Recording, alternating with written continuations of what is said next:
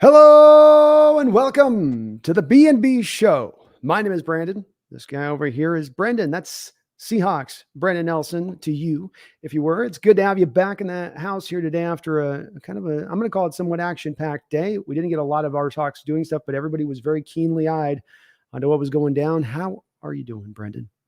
Doing good. I'm doing pretty good. Things are shaping up some at least similarly to how we expected, and we're just about ready to get underway here, so I'm doing pretty good. Yeah, I think it's if you can come away from a loss, obviously in preseason, we're not going to get caught up with wins and losses. You are and I are of like in this way. We're looking for really how do you get to whatever that result may be because you are playing back up so much of the preseason. But even in a loss like this, Lambeau on the road, 10 a.m. game, most, your guys going against they were kind of one ahead of you on the depth chart with everybody they were playing against you. This was a good little preseason game for us, and we're going to top in this just to start out, folks. Going to put a button here on preseason a little bit, and then we'll dive on into some of what's going down with the cut down day to day because you got 1,000 people on the market. I know a lot of you are wondering who the Hawks should be looking at, who's the number one guys on the list right now. Me and Brendan will definitely have some possibilities for you here down through this show today. So strap in, guys. It's going to be we're going to cover a lot of ground here on this one. But Brendan, did you feel similarly as well that you come out of this preseason game and it's one that, okay, you get the loss, but just barely lose at the end. Team really shows some strength all the way down through the roster again. Yeah, I think that we as football fans all have a pretty good understanding that winning and losing games in the preseason doesn't really matter. I think we all have a pretty good grasp of that. So the things that we need to see, we saw. You want to see your team look good for a period of time, even if it's just like a quarter. You want to see your team look good for a quarter. You want to see your team look good for a half. You want your team to show they can be good. And then you just hope that's the part of the team that manifests when the games actually start. And in a game like this, where you're playing very few potential starters or potential contributors, you know how it's going to be, especially because Green Bay, I said this a couple times last week, was trying to make up for lost time because they lost the second half of their New England preseason game. Yeah. And you could feel it. You were trotting out your guys as you typically would with a third string game, and they're coming out with their first stringers, both sides of the ball, not just Jordan Love getting the run, but you seeing their number one defensive line out Kenny there Clark. and going, yeah, you're going, oh, okay. The linebacker from Georgia they drafted was out there. It was going to prove to be a tough battle. The fact you kept this as close as you did is actually kind of, frankly, to me, as much as being encouraged by anything else, that you could hold so strong with that team on the road, being that you were kind of outmanned with that. Mm-hmm.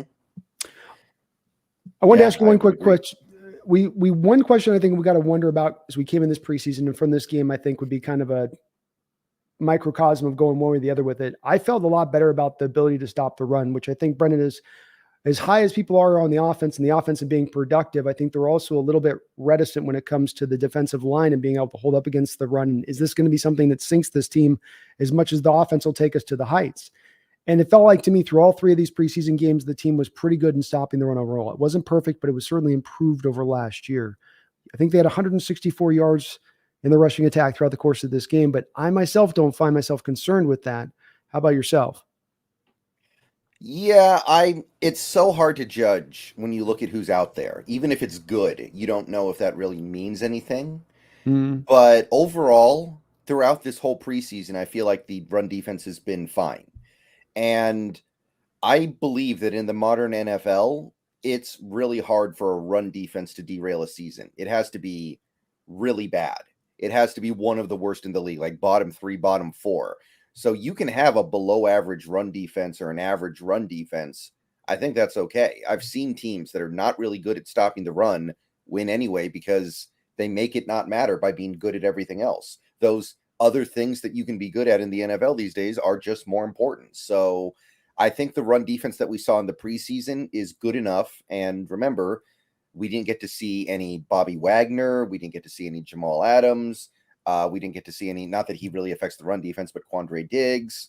So yeah, I'm feeling good. Yeah, Witherspoon also, you got to throw him in there as well. No Woolen, not that he has a big effect on the run defense, but it rolls downhill, right? If he's in the game, the corners are able to play more aggressively without help, allowing other, you guys get what I'm saying there. Safety doesn't have to be in cover 2 looks as much. You can go to the single high and know you're fine.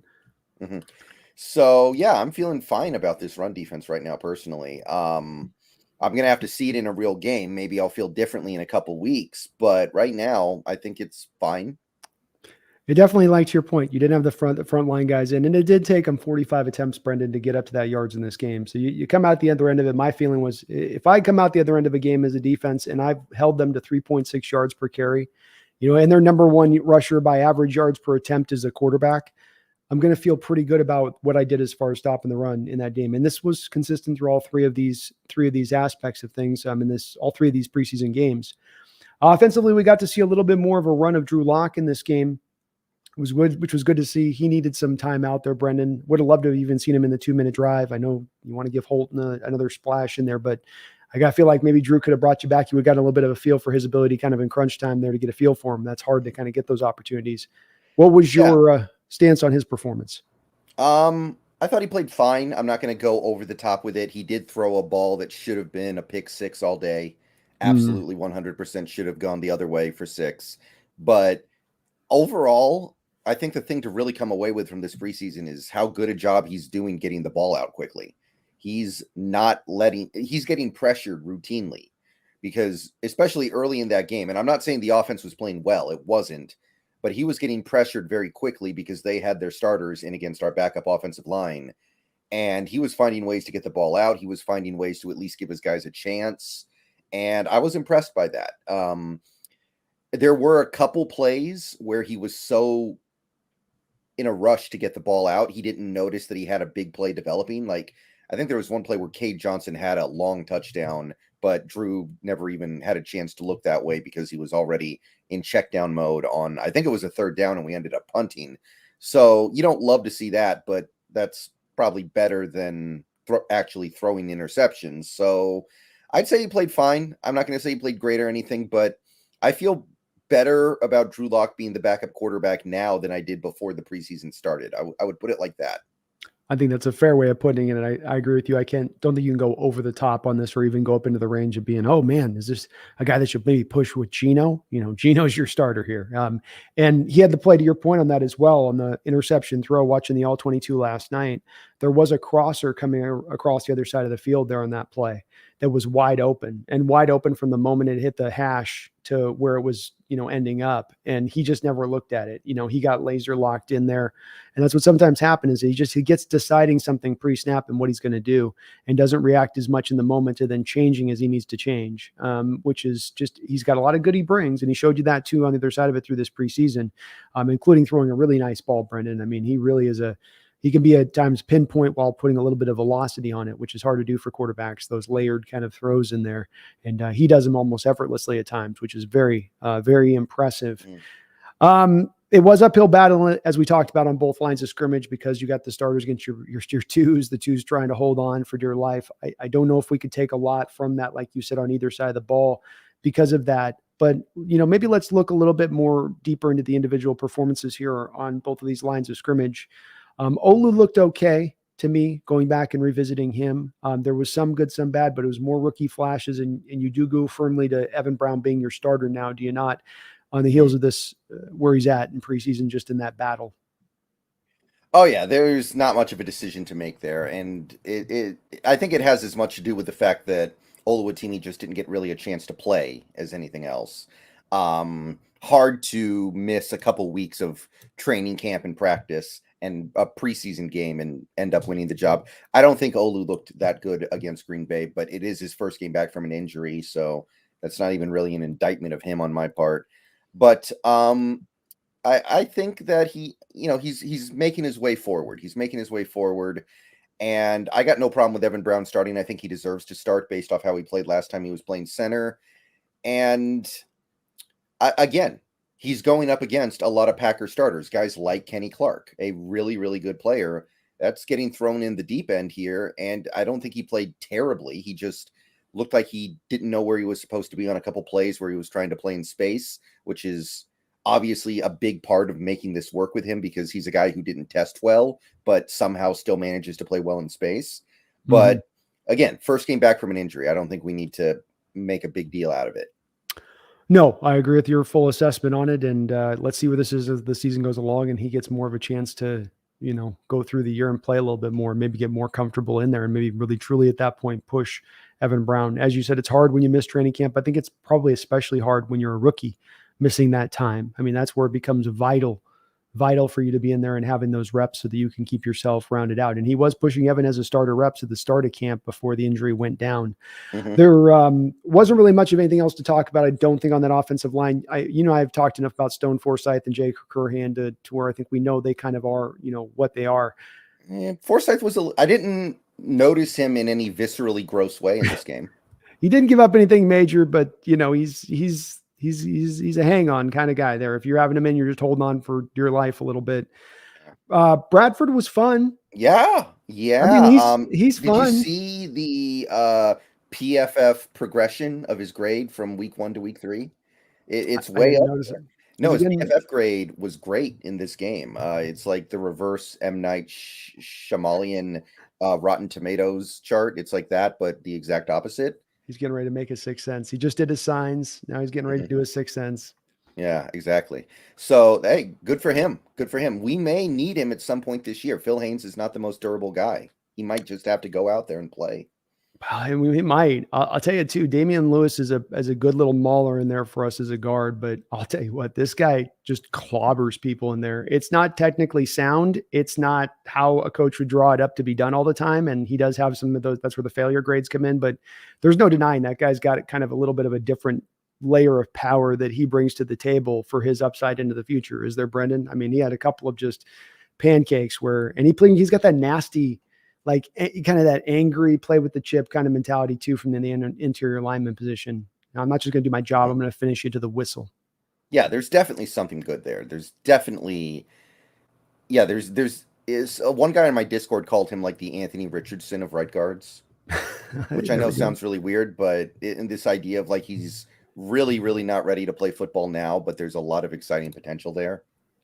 I love that thought process because there's a built-in patience there. And with these kind of players, these are the ones that you have a little more patience for. If you have the guy that's 24 coming out, an older prospect, you're expecting them to be a further down the line in that development. So I think that's a smart outlook on this for a guy that's had 14 starts, 14 starts, something like that. Not many at the college level. And so certainly could buy some time of having a year to kind of figure it out. But he's got the things you can't teach, man. Long arms, strong as hell, and he moves better than your normal guards do at that position, especially right guard. Yeah. We got a dono here from Deraje Desta. Thank you for the $5 donation. I do appreciate it, Mr. Desta. Says, happy to hear that Jackson Smith-Njigba was already catching passes at the start of Tuesday's practice. That wasn't good news on the day, wasn't it, Brendan? Yeah, I mean, Pete initially said 10 days, and that sounded way too optimistic. I didn't buy it at all. But basically, I mean, 10 days after the procedure, here he is. Now, I think he's got a cast on his arm still, so I'm not saying he could go out there in a game, but he's got a real chance to play by week 1, it looks like. And I feel better about his ability to play in week 1 now than I did before, for sure. Absolutely. I mean, he's out there doing that today. It's making you think, well, we'll probably should let him sit a week, but he seems like he's pushing it. That's also what I take from this is Jackson's like, let's go. I want to get in there. I want to get rolling. And I think Carroll does end up leaning into saying, look, we can get this handled with the Rams without you. Take the extra week. Let's get you fully. Just one more week will help here. It couldn't hurt on this kind of thing. But we get him back for the Lions game. That's the important one to me as much as any. Is like we got to the Lions game could be factoring in huge, even though it's week 2. It could factor in huge down the line as far as the tiebreakers and stuff if that goes down to it. So we got to handle business, and it's on Detroit, and it's 10 a.m. So we need him back for that game, Desta.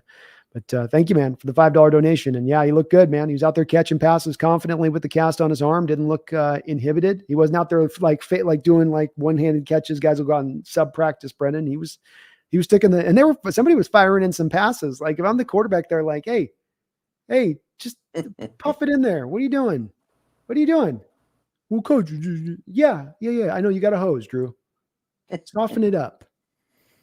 Yeah, I did notice that, but I mean, he looked like he could handle it. And, if there's an area we can trust this team in, I think it's the area of not forcing an unhealthy player out there in a meaningless situation and putting a player who is obviously injured in a way that is crippling out on a football field.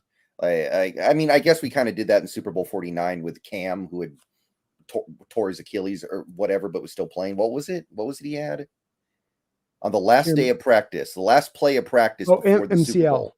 Yeah, the MCL, like that's different. I'm sure he was like, if you want to keep me out of this game, you better be ready to throw me in prison. But outside of situations like that, I don't think this is the kind of team that would just ignore big blaring warning signs that a guy should not be on the field and shove him out there. Yeah. I agree that their track record doesn't speak to that. It speaks to being more protective with players than trying to just do it. And we'll see how they play it with this one. Jackson's probably chomping at the bit here, but I'm sure Coach Carroll will override him if he needs to. Whatever, just to get the Lions game, though, that's the important part back, because that's one that is going to be one of our tougher, I think it's going to be one of our tougher games on the schedule, but it will have some big ramifications potentially down the road in a win or a loss on that one. Right. You don't normally get in week 2, but Desta, thank you so much. I appreciate you. Chase Stern coming in with a big $20 donation. Chase, thank you very, very, very much. That huge dono, brother. You were very kind for that. Says, do you think the whole Jonathan Taylor thing affects the Seahawks at all? I mean, there's a little bit of trickle down, I guess, because it's less likely the Colts blow it up now, so less likely they move DeForest Buckner and Grover Stewart and their offensive line guys, but I mean, that's about it, right? We were never trading for Jonathan Stewart, and we shouldn't have. So, yeah, I think it's that on the head of this. Brendan's reasoning on that is the first thing that affects the Seahawks here, because you were looking at them to blow it up and get real with it, and they're obviously not. They're going to maybe hope. I've also thought maybe they could be doing something on this where, Brendan, they're just going, let's just play it by ear. Like if we're only getting a 3rd round pick back for Jonathan Taylor, what's the difference between just putting Jonathan on ice for 4 weeks and then coming back around the trade deadline and seeing if there's not an improved offer from a contending team that's lost their number 1 tailback? I wonder if that's maybe what they're doing here. And then they're placating Jonathan by saying, look, you're still getting paid. We're protecting you. You're not getting more injured now. You know, you're not going to play a full season of games. And so it's like kind of gives him a compromise point and buys them time. So maybe that's a move down the road, Brendan, that erases, but they want to just like the owner's like, let's just try the first 4 weeks. Let's just see what happens. Let's just see. Let's just see. You never know. Maybe he's Lamar. Maybe he's Lamar. So we'll revisit at that point. The one other point I'll say is that at least Jonathan didn't go to a team like the Eagles. I know he wouldn't have gone to the Niners, but like they were definitely in on trying to maybe potentially trade for Taylor, and that would have made them a little bit more dangerous. So good thing. I kind of feel like that's how this ends. I kind of feel like he does go to the Eagles. I mean, the Eagles cut Trey Sermon today, right? They did. It's very true.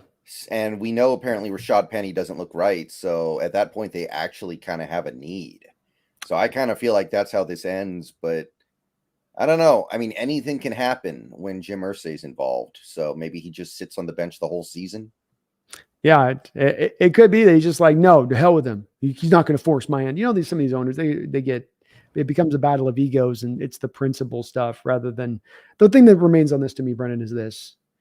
We think this guy's not a value. This position is not valuable. Therefore, we don't want to pay him, even though he's earned a contract. Okay, let's find a point of consistency then. Now we're going to be willing to trade him and accommodate his request since we do not value him. You get the trade requests. We want a 1st-round pick. Nobody's offering you a 1st-round pick. Well, we want a 1st-round pick or we're not trading him. Okay, so which is it?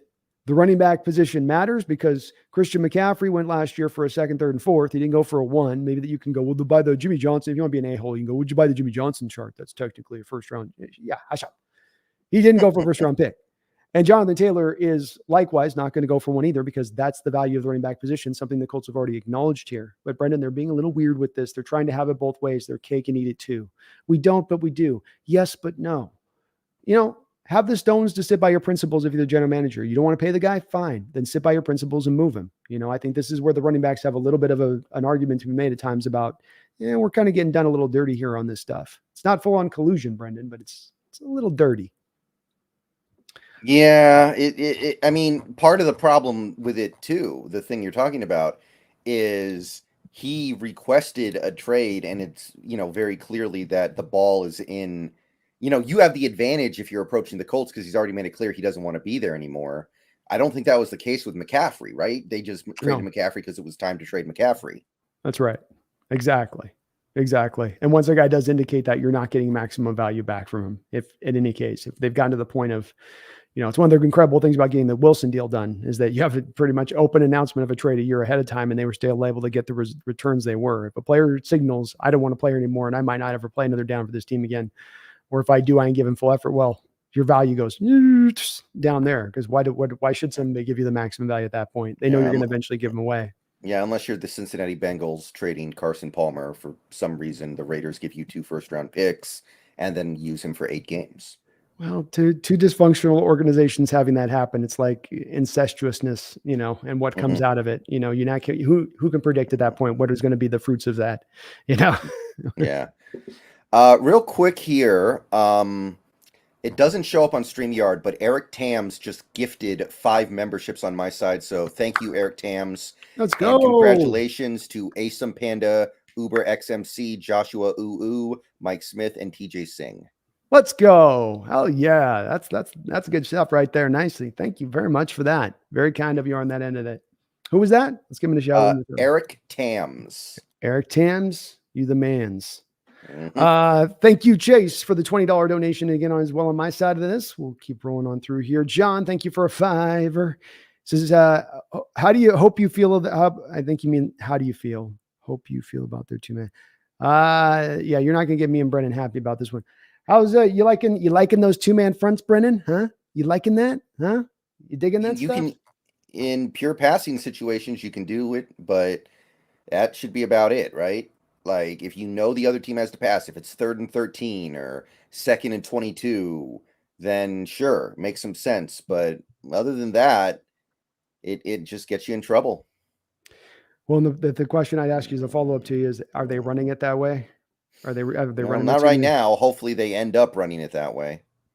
Yeah, me and Brendan share the same thoughts on this one, John. I'm a preference to if you're going to be a 3-4 defense, be a 3-4 defense. Seahawks are not the only one running this hybridized 2-man front. I don't want to overstate it. Like, you don't see this in other places too. But it doesn't mean I have to like it.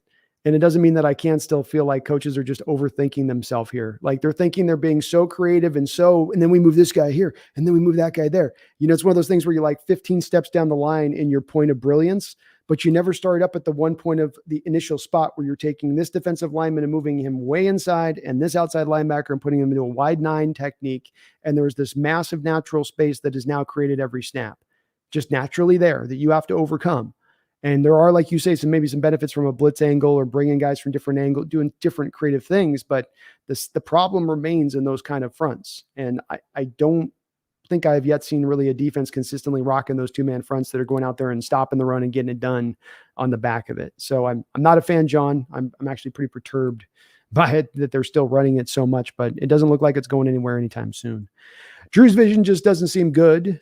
Drew's vision just doesn't seem good still, says John. And then odds of possibly picking up Clark.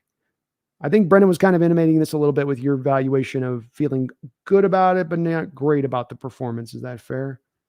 Yeah, overall, I think it was good. He's still one of the better backup quarterbacks in this league at this point. But, I mean, at the same time, there aren't really enough quarterbacks to go around, as is. So the fact that Drew Lock is not a top 32 quarterback in the league, which I think he probably isn't. I'm thinking about it off the top of my head. You could probably find 32 better quarterbacks than Drew Lock right now.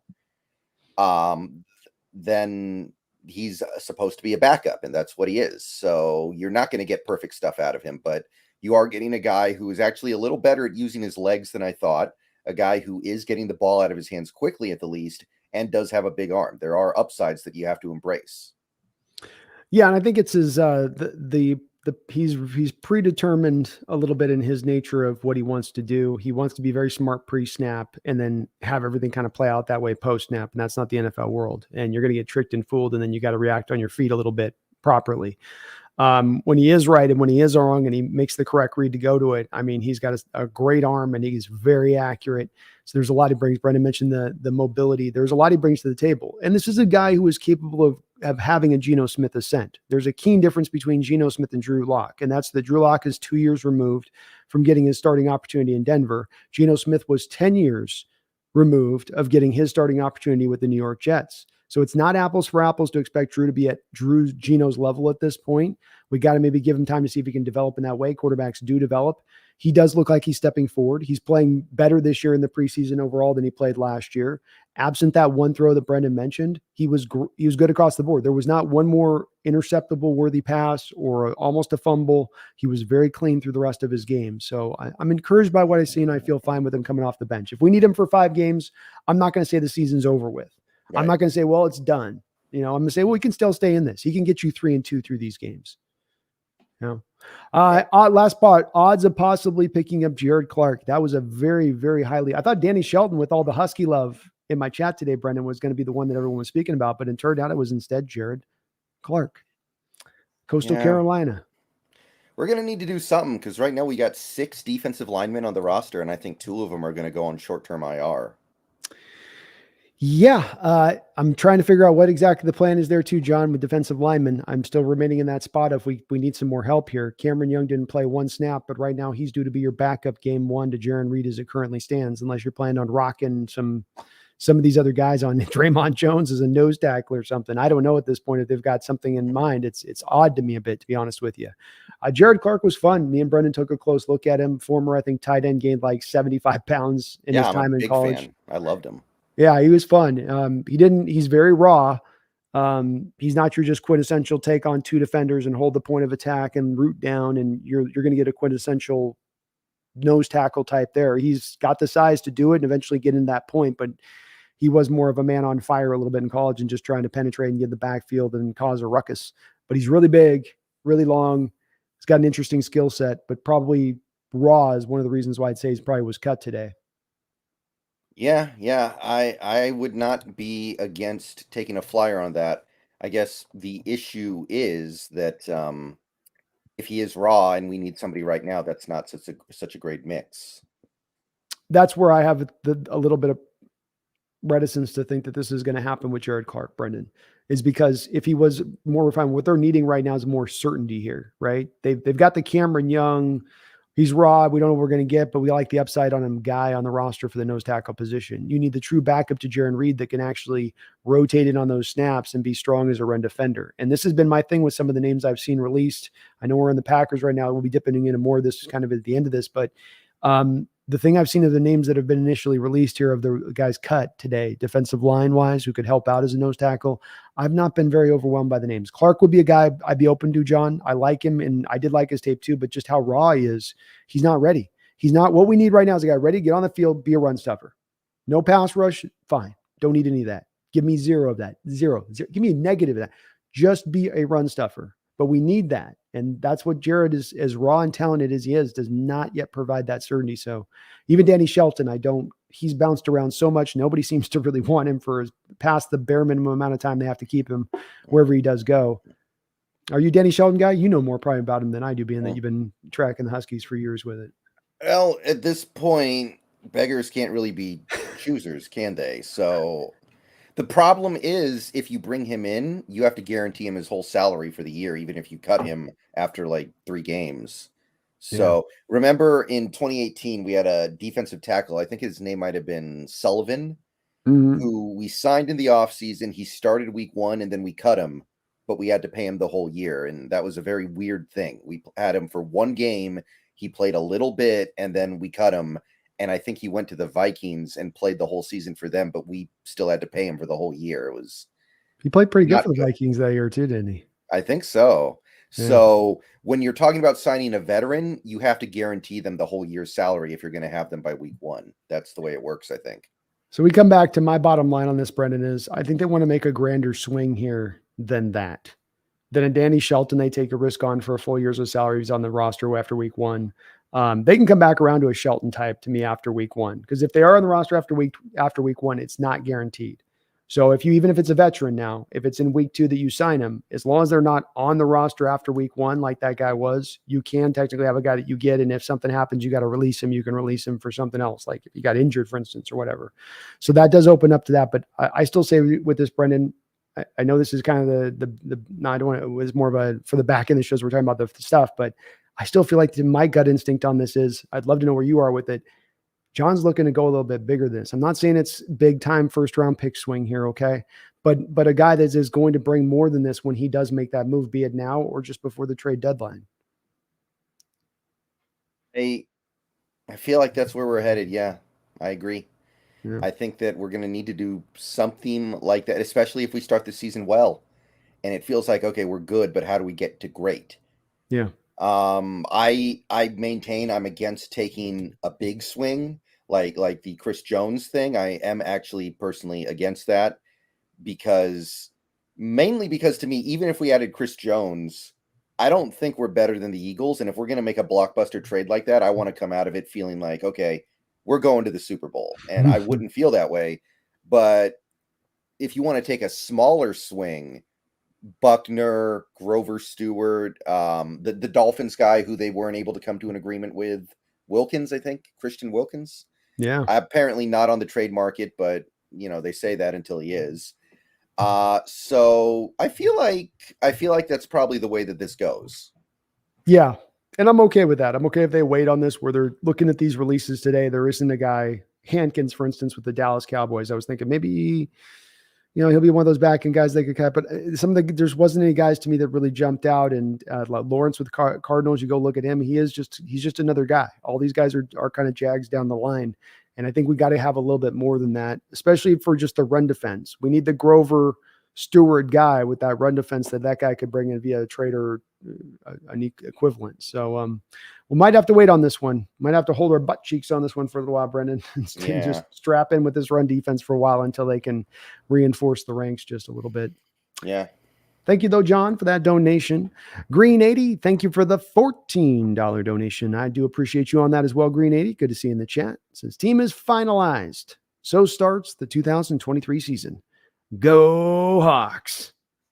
Well put, man. Well put. I mean, finalized is not quite the term I would use because I think there's going to be a little bit of we still got some stuff to do with this roster before we get there, but the important stuff is mostly settled. I'll say that. Yeah, the important stuff's pretty much settled, and there wasn't a huge amount of surprises. What you're talking about is kind of the back end stuff. They'll move around on this roster a little bit. Odd too that we had the Devin Bush stuff coming up out of kind of nowhere too. That popped up a couple of days ago. I didn't understand where that rumor came from today. That was weird. I think that was coming from Steelers fans that don't like him because he was a failure there. That's what I gleaned based on looking into it. Okay. Jeez, dude. Like they don't let it go, huh? Like you guys have one linebacker that doesn't work out for you in 30 years and you lose your stuff. Yeah. Like, I mean, I get it. I'm gonna laugh like crazy if at the end of this season Wilson gets released. So I get it. Like sometimes you don't wish your former players well. You think it's any part of them maybe worried about, well, what if Coach Carroll with all that positive stuff versus Tomlin's kind of military rigidish kind of feeling of approach? What if this Bush guy takes off there and they're like, and he's doing really good here, and they're like, but we had him for that's a little bit of that feeling. Are we going to feel that? Maybe they're feeling that a little bit, Right. Like, I mean, we've been through that before with some of these offensive linemen that leave Seattle and look better. Like Mark Lewinsky was here for years and did nothing. And then he goes to, I think, Indy and becomes a good player. Yeah, functional starter there for them. I mean, he earned a contract extension, I think. He got a second contract. So, I think that, I guess I understand the bitterness a little bit, but man, they were selling that guy bad. It was making him sound horrible. They're like, want to trade, they're going to cut him if they can't do it and all this. And it's like, okay. But Green 80, thank you for that $14 donation, man. Appreciate you. And go Hawks. Scarecrow 66 with a $5 dono. Thank you, Scarecrow. Says, nice simulcast. It's a word I cannot pronounce very well, Brendan. I struggle with that one. I think you got it. I got it pretty much there. Thank you, Scarecrow. Both me and Brendan, if you guys don't know, you can get actually both streams up at once if you wanted to. Get both the algorithms going. But we've got it set up now this year where we're going to be broadcasting on both channels each time we go live twice a week. Plus, when we got some breaking news coming down the track. But thank you, Scarecrow, for the $5 donation, man. I do appreciate you, and I'm glad we were able to get this set up and going. I think it'll help. I think it'll help too. I like it too. It's working out great so far. Hell yeah.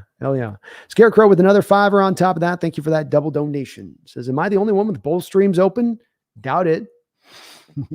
Whenever I say in a video that I'm going to be streaming with you later that day, I always say, you can watch on my channel, you can watch on his channel, or both.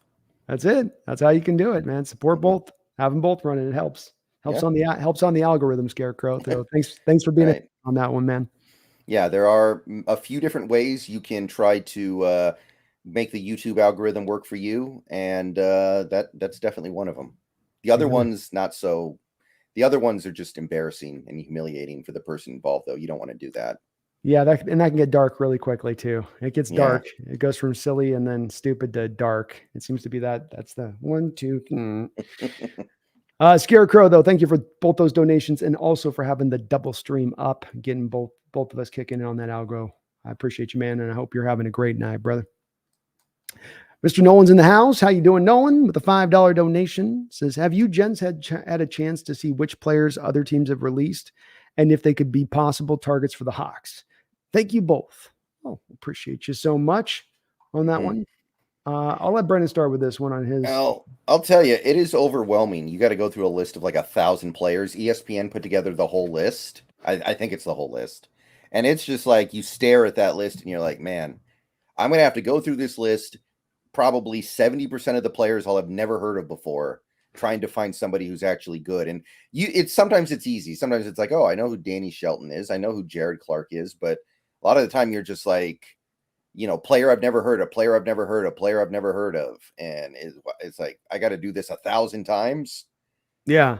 Oh, I had the same experience as you, as people were asking me as the lists were breaking out on live stream, and I was doing the same thing. My eyes are crossing. I'm going through the list, and you and I mean, hell, we're going 280 deep on some of these prospects in this last draft, and there's still all of these names in there that we didn't have a chance to scout these guys, and they're undrafted rookie free agents that just didn't make it on with the team. One thing that stood out is there wasn't a lot of cap casualties, and that was the part that I think I was able to expect on this a little bit, Brendan, because when you looked at the sports track, all these teams have cap space as we go into the year this year a little bit that don't normally have that. And I think that's why we didn't see as many of those notable names out there for Seahawks to go and pluck, because nobody was pushed by that. When you're going to get a guy like that who's got some value left in the tank, but he's costly, and you need a team that's also up against the cap. You need all three of those to go together to have that guy get released, so then you can go get him as a depressed asset. And I just didn't see that happening in any of the teams that I saw released. I mean, not even kind of a one that I can think of. Did you? It seemed like everyone was able to get a trade off, like that one team did to the Giants with the Giants are making some moves here, man. I like some of their creative approaches, their trade, but there was that one guy they moved in a trade. Obawatcham. Didn't he go to the Eagles? Why don't you give a run at that last name, by the way? I want to hear you give Obugawatcham. Oh, look, it just rolls right off Brennan's tongue, huh? Okay. Yeah. So they get a trade for him. It's like those kind of guys, instead of going on the market, if there is even a little bit of value there, then a team can just trade for him because everybody has the cap space. You can just go make a 6th-round pick back the salary up, and it's no thing for you. So at least today, as it stands, this might change in the next 24 hours, Nolan. But from my side, there just wasn't a guy out there that was put out there that like there normally would be around this time. It's kind of strange. I don't know what to make of it. Yeah, I was, but like you said, it doesn't seem like a lot of teams are currently in really bad financial straits. Like the Broncos traded, Albert O. That's what everybody calls him, by the way. You can just call him that, and nobody will be upset at you, I think. That wasn't a salary cap decision, was it? That was just like we can't keep him, but he has some value. Yeah, they're not going to probably run as many 2 tight end sets. He seemed to have fallen out of favor with that organization throughout the period of last year. And then they, of course, got Greg Dulcich there last season. Adam Troutman, I think.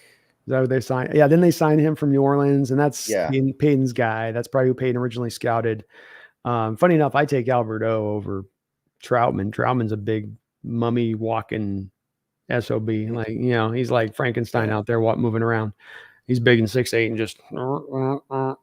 Yeah, Albert looked really good in that last preseason game. He had like 10 catches and a touchdown and 100 yards, I think. He looked really good. He's the one guy tight end from that draft that I kind of liked a little bit, not like a 2nd, 3rd round ways, but in like 4th, 5th round, where that draft was horrible for tight ends. He was the one that had a little bit of explosiveness to him off the line of scrimmage. But that's just there wasn't a trade like that for the Seahawks to go make in a player that's being looked at. Why do you think it is, though, there's so many teams with cap space right now this season? This weirdly right now where we stand versus other years where didn't it always seem like to you we get into seasons like this and everyone's like around 6 million of cap space and they're all or less. And there's a couple teams right with only a couple million by this point. Am I off on that? Am I remembering that wrong? Maybe. It just seems like this year right now, there's like, I looked at his teams like 15, 17. I mean, 20, 22. It's like, wow, what is this? A lot of teams not going for it this year. It's just everybody's kind of determined it's not our year. Well, could it be this is the effect of the COVID offseason when the cap shrank and teams didn't really spend that much because there was no money to spend, and maybe it's affected things down the line here to where there aren't those big contracts because there weren't monster extensions handed out that offseason, which was now 2 off seasons ago, that are now bloating up into big 3rd years and 4th years of contracts. I think it's a good point on your part, and certainly it would explain a little bit of this. I think also, to your point, the free agent classes the last 2 years haven't been the strongest. Have they? I mean, it's been a little bit of a weaker free agent classes where you just haven't had, those deals out there being signed by teams that are stupidly signed either.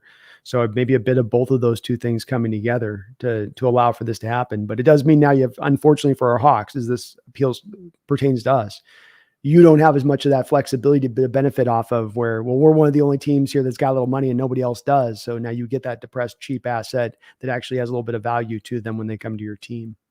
Right. Appreciate you though, Nolan, for that donation, man. And I hope you're having a great night. Carson Schroer, thank you for being a member of the Hawks Nest for 27 months. My goodness, man. Thank you for that long time support. And he mentions the big white pink 800-pound gorilla that's in the room. Maybe not pink, maybe more Niner red, Brendan.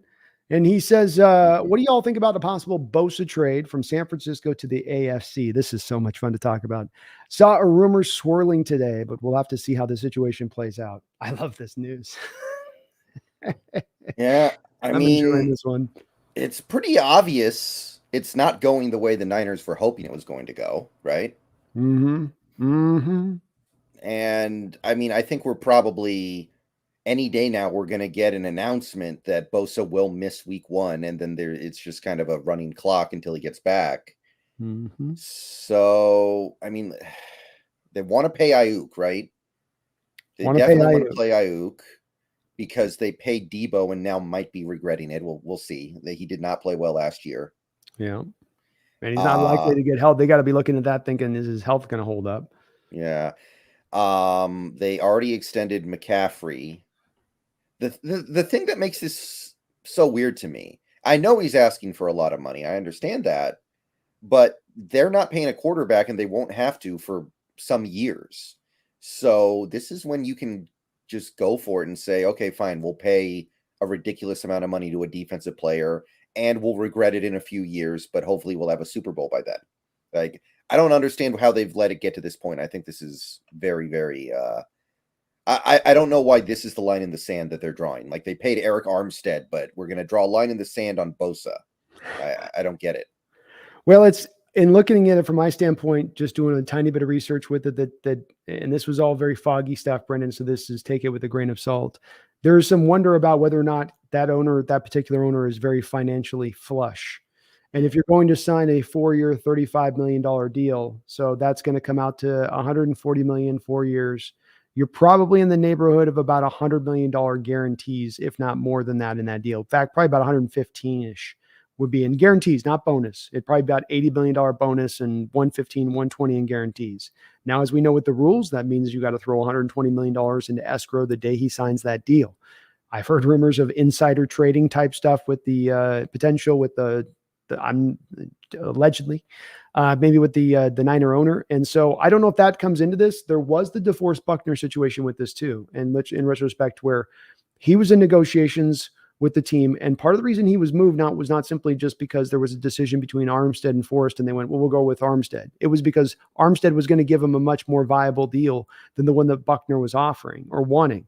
And they didn't want to sign the Buckner deal at that time to that kind of money. And that pushed the trade. So there is a baseline for this occurring once before from this Niner organization. And we're talking about $35 million a year, Brendan. I mean, I'm firmly in the camp of saying the reason this deal isn't done, it's not because he's not asking for 30. If it was 30, it would have gotten done.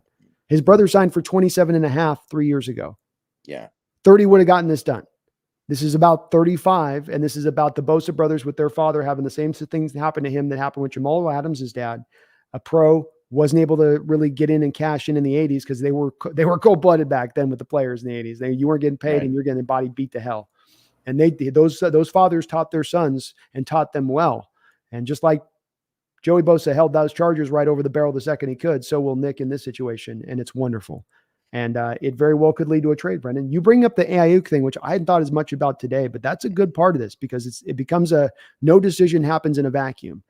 Bosa and his contract minus Ayuk, or the returns from Bosa plus Ayuk, what's more value to the Niners? And it would be a pragmatic way to go to the second part of that, Brendan. But of course, it would also mean that they dampen down this year's potential for a Super Bowl run.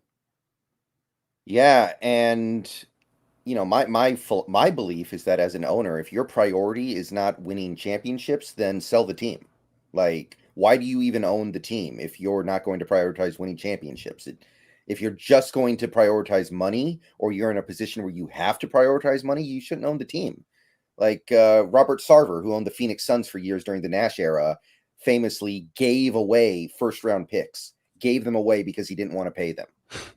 And they never won a title, and he is one of the most reviled people in Phoenix history. He goes to Phoenix, he's getting everybody in town spitting in his drink on his when he stops in at the bar. Like that, what's the point? So of course I'm thrilled to watch it, sitting here watching it play out. But objectively speaking, I can't believe there are still situations where a team is forced to make decisions because their owner doesn't have enough money to make the right decision. Yeah, I agree with you. It would frustrate the hell out of me as a Niner fan. It's something you and I have worried a little bit about where we're at with ownership now, where we're going in the future with our team, because it holds you back. It can hinder you. There are so many little things you can take as advantages across the board to help you win football games. And you start removing those items off the table one by one and then hoping to get it done with what remains. It's going to be harder to do when other teams get to call upon the full allotment of those advantages. And this would be definitely, if they were to move Bosa, to me, an indication that there is some financial stiffness, some tight-waddedness in that organization. I think you would have already known this ahead of time with Bosa when I don't know, I guess Joey didn't have his deal signed, but you knew this was coming down the track with Bosa when Joey signed that deal, that you probably weren't getting a discount here. Certainly Joey didn't give one. Yeah. And then this is also like, if you're going to be a championship level roster team, you're going to end up paying out contracts. You're going to end up rewarding guys. You're going to end up, and I don't know, the guy that's been maybe one of the most important pieces of that time period. I mean, it was him being picked as that number one overall pick, where they went from the worst team in the league to then going to the Super Bowl the next year. It was him as the one real presence there that came into play that year that allowed them to ascend so quickly in that manner. It defies logic that they're in this position, Brendan. And I don't mind. I've said, as I said in my Lance video a couple of, if they want to shoot themselves in the foot, shoot them both feet if you want, and if they move Bosa, that's not going to bode well for the Niners' future. It's not like they've been drafting awesome. It's not like they've been just tearing it up in the draft recently. No, I think they've the Buckner trade led to Javon Kinlaw, who some people were wondering if he was going to get cut today. That's how that's going. They spent a third round pick on a kicker who isn't any good, I guess, is what it's looking like. Apparently it's not going well. He's already hurt. They drafted a tight end in the third round that they were apparently going to cut until they were able to get him on IR. And he looked awful. They were just, and I warned him, like, it was Latu. We could have told him. Yeah, Latu. We hated Latu. I remember looking at him in the offseason. I recall that. Yeah, he was dog water, man. I mean, I'm sorry, but he was. He was an Alabama tight end. Whoopee. He did not have a good skill set. So it works out good if they want to offload talent like this in the direction. And man, this year it's hard to say that they're now a front runner for this division then if they move to Bosa, because you're just getting picks at that point. I don't know which AFC team it would be that would be the one to do this. I was thinking maybe the Chargers. Maybe the Chargers could come in and offer Khalil Mack, and then in a swirl of first and second round picks on top of it. Something like that. Oh man. Wow. You just reminded me. I remember back in 2019, there was a rumor that the Bosa brothers were going to try to make it so that they could both play in San Fran at the same time. Because of course, at that point, between the Chargers and the Niners, where would you think the talent would want to go? But if it ends up going the other way, wow, that is quite a turnaround. Yeah, I could see them coming in and doing it from a Chargers perspective. They've been aggressive in recent times. They know where they're at with that roster as it's getting closer and closer. Herbert's looking like the real deal. And you put the Bobosas on either side of him. Boy, that'd be a tough. Boy, poor Russ. Hmm. poor Russ at that point with what he's dealing with there off the edge if it goes. I think my two front runners, Brendan, on this AFC team, if this is a true rumor, and we don't know if this is a true rumor, but what Carson is referencing, by the way, folks, I didn't put a background to this. There was a guy last year that broke the Christian McCaffrey trade on Reddit. That same user that broke that trade before anybody else is breaking that there is a blockbuster trade that's being put together by the San Francisco 49ers in an unnamed AFC team. That's where all of this is kind of coming from. So take that what you will. But Jacksonville, Brendan, he just got a home down in Florida. Maybe a Jacksonville or even a Miami team that's been aggressive in the past. I don't know if Miami be willing to do it or have the money to do it, but I think Jacksonville would have the cap space to pull that off. Because that's what you have to do is you have to sign him to the $35 million deal after you trade for him. And that would be an incredible deal for Jacksonville to pull off. They're a little early, they're a little low, but I don't know. That may be a Super Bowl contender at that point. I could see it. I could. I think they would be. They're definitely like still got some issues here and there defensively, but Lawrence is going to carry the day offensively for them. They've given him enough playmakers and the offensive line's kind of coming together. So I would, if I was the Jacksonville Jaguars, I think 2 first-round picks, 2 second-round picks. Hard as it is to bite on that, I think you pull it and you go, yeah, let's do it. I mean, this is, and maybe you could even round it out where you flip them back. The who's that kid that got Josh Allen? Oh yeah, the other Josh Allen. Yeah, maybe you flip back Josh Allen to satiate him a little bit and help out the Niners for this upcoming year. But yeah, we'll see, man. If it happens, if it comes down, we'll have to do an emergency stream on your side of it, Brendan. If the trade comes down. Oh yeah. Maybe it'll be like last year, and we'll break it on stream, doing an unrelated stream. Oh, that'd be awesome. That's what happened with the McCaffrey thing. I do remember that. That was a bummer, though. This one will be a complete and utter celebration. I didn't think that was a bummer. I thought they overpaid like crazy for CMC, and I still kind of think they did because good luck keeping him healthy this year. You kept him healthy for 1 year. You made some crazy deal with a fairy godmother to keep him healthy for 1 year. Good luck this year.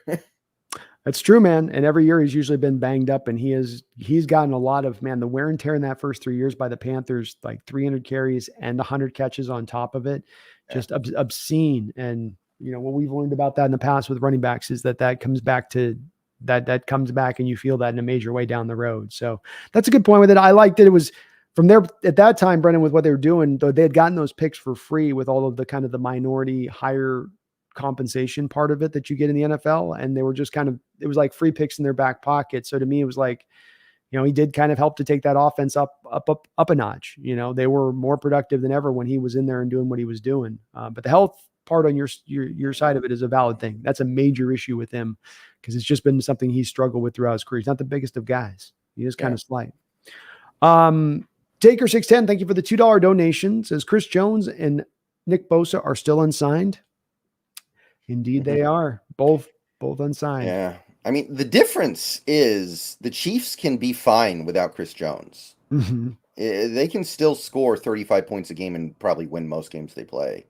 The Niners, the seat of their power is going to be their defense. They are dependent on having a top 3 defense this year. And without Bosa, I don't think they're top 3. Like their secondary is already not that good. Agreed. So you take things out of that front 7, including the most important thing on that front 7, and that's not a top 3 defense. They lost D'Amico Ryans too, if you think that matters, which it may. Mm-hmm. After losing Robert Saleh recently before that. So, I mean, how many times can you strike kind of gold with the defensive coordinator prospect or whatnot? Sorry, go ahead. Yeah, is this going to be like a middling offense and a middling defense this year, and they just are a middling team? That's kind of how it feels like this is going to go without Bosa. Well, the big key with me going back to Brock Purdy on this is that they're going to try to keep Brock in a box, and that is protect him in the passing attack game. This was the 32nd team in the NFL in air yards from the quarterback position last year. That's because they dink and they dunk. There is no other reason why. And if you start to now press them offensively to where you're scoring points on their defense and they've got to stay tit for tat with you, and that offense has to start throwing the ball more, and they have to have Brock start to make some real NFL throws now. I think that does sort of spell doom for the Niners if they get into that. Like you say, they need the defense for it to all come together and work right. The running game to work off the defense. It is really the circle of the way that works for their team. They're like what Carroll tries to aspire for with his team with that in the toughness angle and how you go out and win football games. But one needs the other. And if you don't have a defense that can stop anybody like they were before, then you can't just kind of play as that kind of conservative realm as much and just hope you can. Debo and Christian McCaffrey are going to house it on 5-yard hitches all day, And I maintain eventually somebody's going to play Brock where they're going to start squeezing him, Brendan. Somebody's going to this year start squeezing those short routes and be like, show me you can throw a 9 route. Show me you can put it 45 yards on the line. Show me that you can do it. And I still don't see teams taking away that underneath stuff on him yet. And maybe that's just some of Shanahan's great scheming, but somebody's going to do it, man. I hope we do it. It's going to drive me crazy if we play them again. We just drop into soft zones like we did in the playoffs, Brendan, where we didn't play with a lot of aggressiveness in that game. Instead, just being like, we'll just chill. Let's dial it up, I agree. Dallas kind of did it in the playoffs the next week. They still lost, but Dallas's defense pretty much took them away, right? They did a lot better job by being a little more aggressive and pressing it, to your point. It was as much, I think, Dallas's offense and Dak not necessarily being able to do against, and the Niners defense is good. It's hard to go out there and score a lot of points against them. So they just couldn't do as much offensively at that point to get it done. They were down their back too. So they were down some guys. Cowboys were like us, kind of limping on in at that point, at least on the offensive side of the ball. But we'll just have to see how it goes with them, man. We'll have to see how this season goes with it. It'd be crazy if Bosa gets moved, but we'll have to see. There is 2 different things there, like you say on that. Jones, they can sit. Kansas City can. Bosa, I was also, this is interesting part, Brendan, on the 5th-year option, he's not getting the $50,000 a day fine that can't be forgiven like Jones is. On the 5th-year option, you don't get fined like that. So he gives him the opportunity to sit back a little bit more here and just kind of head behind the hands like, I'll wait. I ain't going to cost anything. I can go borrow money from my brother if I really need it. Big bro's got a couple extra million in his back pocket. He can carry me for a little while. Yeah. But we'll see how it goes. I'm stoked to see that news today and explain some of the dour faces of Shanahan and Lynch the other day at that Lance press conference. I failed, Trey. He was in a dark place there, man. It was awesome to see. Well, let's talk a little bit more on this Packer game. We don't have to go, I think, too much of a deep dive. I think more of what we want to do here and just come away with our takeaways with the preseason period. And again, this was an odd game because of the way that you had to play against the Packers and who they were running out there at the forefront. Jake Bobo is a guy I think we got to talk about just a little bit here, Brendan, and just had a sensational preseason, and the guys rose up further and further. He now gets a roster spot as it's announced today, which was wonderful to see. He had earned it, no doubt about it. And I don't have a lot to add with this. I'm hoping maybe you do on top of this. I'm encouraged by what I'm seeing with them. The Joe Jurevicius comps feel right. And again, in this game, he only made a couple of catches, but they both stood out to me. And he just seems like a guy that can play inside, outside now. We didn't know about that before. So very encouraged by this kid. Yeah, there's not really much you can say that hasn't already been said. We've been talking about this guy nonstop, and I wasn't really a believer when we picked him up. I thought there's no way this is going to work in the NFL, but I gotta say he's found a way to make it work. There's no other way you can put it. He's found a very creative and curious way to make it work. It's like an extreme version of what JSN does in a way, right? Because JSN's not really fast, but he's always open. Jake Bobo is even slower, considerably slower than JSN, but he finds a way to get open, and he's doing it against real players. This is not just like a bunch of guys who are going to be delivering for UPS and Amazon in a couple weeks. That touchdown he had in the first week was against Andrew Booth, who was, I think, a 2nd-round pick. And I have a good deal of confidence in him going into week 1 when we will probably need him. Yeah. He was out there basically starting for you because you weren't starting DK, you weren't starting Tyler, except for the one game there for a little bit, but he was out there, running from that starting point at that point to your point. And he showed you that running the receiver position is not all about speed. It can be about releases. It can be about route running, body control. And I do believe that we still have another part of his game we haven't seen yet, Brendan, which is his red zone ability. And then what he can do at the stem of the route to create separation, which is another part which helps him. I think comp to JSN's also apropos because of the fact it's the short area explosion. I don't know that he's a fast shuttle guy, but he's got better explosion than he should have for a guy at 6'4" and his size when he wants to get 3 steps this way, 3 steps that way off of going in this other direction. And that's something that I think could lead to him getting getting some success here at the NFL level and carving himself out a position in this league and finding his way on the field. And, there's not a clear pathway to having it happen here, but it's wonderful to have for depth, Brendan. He could play inside, outside. It looks like now that's great, especially with where we're at with the injury situation in the receiver core. And so just a good performance on his part. I don't think that there's anything really worth mentioning on the other side. Aesop Winston had 3 catches, 73 yards, the one drive. They released him. He's probably going to go to, I would imagine, the practice squad here. If he gets there. It's kind of fringy there. Offensively, aside from that, there wasn't much else, that stood out to me in the game. So Roderick didn't have a lot of running room. None of the running backs in this preseason period had much running back room to go with, but he still played well for what he was given. He did fine with what was there. Was there anybody else offensively for you that stood out or was noteworthy coming out of this game?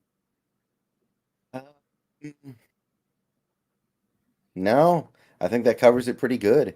You had the Bobo touchdown, you had the Aesop Winston Jr. drive, and those were the highlights. It wasn't a great day for the offense overall. We struggled to move the ball. Understandable early on because it was our backups against their starters. But, I don't think there really is that much else to highlight. A lot of the guys who played aren't on the team right now even. Yeah, that's where it gets kind of quick and concise, I think, at least on that side of the ball. Let's talk about a little bit of a negative aspect of this that I think we do have to discuss in regards to this game, and that's the performance in back-to-back weeks of Michael Jackson Jr. What do you make of this, Brendan? Make it make sense to me. This guy was supposed to be dominant this minicamp, Carroll said. Close to dominant, I think he said. Let me use his words right. What happened? I don't know. I don't know, but what I do know is I care more about what he did last year in the regular season across a full year than what he does in 2 preseason games. So a lot of people are already, trying to throw this guy off the boat, trying to get him out of here. I'm not with that, but I don't know. It's weird, right? It is kind of odd. He's playing against guys who won't even make their team's respective rosters, and he's getting kind of beat up. And Trey Brown does look better. Trey Brown does look better through the preseason.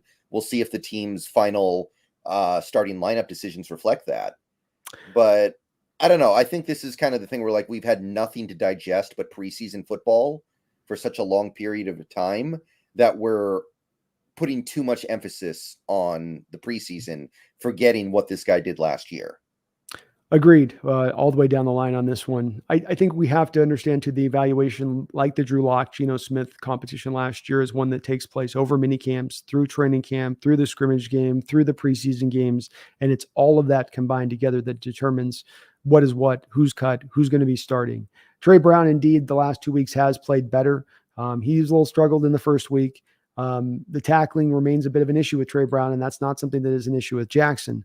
But he's had a struggle of it. And I think the thing that stands out to me on this, is above anything on this, Brendan, is he's had his 2 worst games that I've seen from him as a Seahawk. So this is not Mike Jackson of what we saw last year. And there were games where he had some struggles at times, but he's been kind of bad the last 2 weeks. I don't think that's a representation of who he is. Let's see what happens when we get to live games. I'm open to Trey Brown winning this job. And if it's announced that he is the number 1 cornerback with Woolen on the other side, I'll go, okay, it makes sense. I mean, Brown looked really good that first year. He was a very, very impressive rookie. So if he's ready to come back out there and harness back into that ability that he had in that rookie season, then I'm fine with that.